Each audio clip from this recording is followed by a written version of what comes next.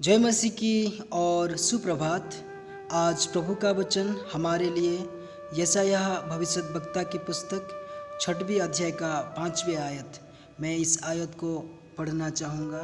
तब मैंने कहा, हाय हाय, मैं नष्ट हुआ, क्योंकि मैं अशुद्ध ओठ वाला मनुष्य हूँ और अशुद्ध ओठ वाले मनुष्य के बीच में रहता हूँ, क्योंकि मैंने सेनाओं के यहोवा महाराजाधिराज को अपनी आंखों से देखा है। मसीह में मेरे भाई और बहनों, जब मैं परमेश्वर की उपस्थिति में आता हूँ तो मुझे अनिश्चित रूप से पापी होने का एहसास नहीं होता, बल्कि मुझे अचानक ये एहसास होता है कि मेरा सारा ध्यान अपने जीवन के एक विशेष क्षेत्र में पाप के केंद्रीकरण की ओर जा रहा है। एक व्यक्ति आसानी से कह सकता है, हाँ, मैं जानता हूँ कि मैं पापी हूँ, लेकिन जब वह परमेश्वर की उपस्थिति में आता है तो ऐसा कह देने से बचकर नहीं निकल सकता।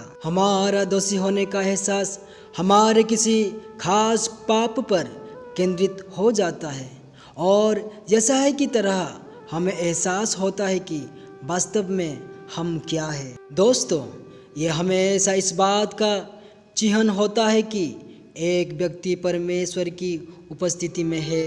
ऐसे समय पर पाप का कोई अनिश्चित सा एहसास नहीं होता, बल्कि सारा ध्यान जीवन के किसी खास व्यक्तिगत क्षेत्र में पाप के केंद्रीकरण की ओर जाता है।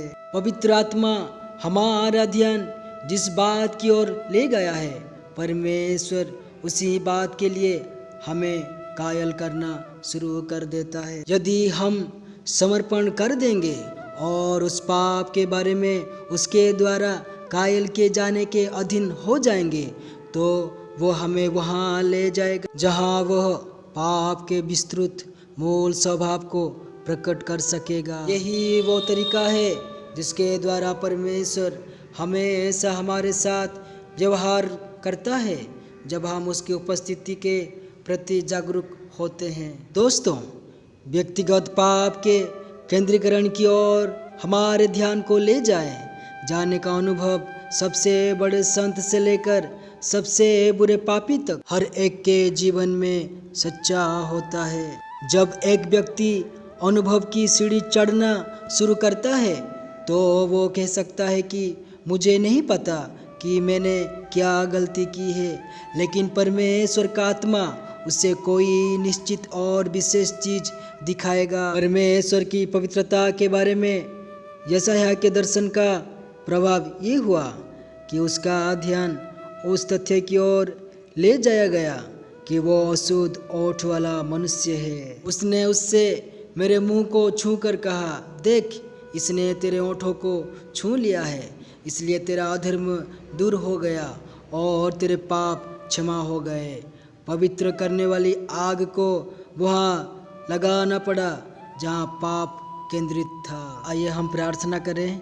हमारे जीवित और सामर्थ पिता परमेश्वर, आज के इस दिन के लिए हम आपको धन्यवाद देते हैं। प्रिय प्रभु जी, हम पापी मनुष्य हैं। हमारे सारे अधर्मों को दूर करके हमारे पाप से हमें छुटकारा देके हमें पवित्र बनाइए, ताकि हम आपकी महिमा इस जीवन में करने वाले बन सके। हमारे छोटी सी विनती मुक्तिदाता उद्धारकर्ता यीशु मसीह के पवित्र और सामर्थ नाम से हमारे प्रार्थना सुन और स्वीकार करे। आमीन। प्रभु आप सभी को आशीष प्रदान करे।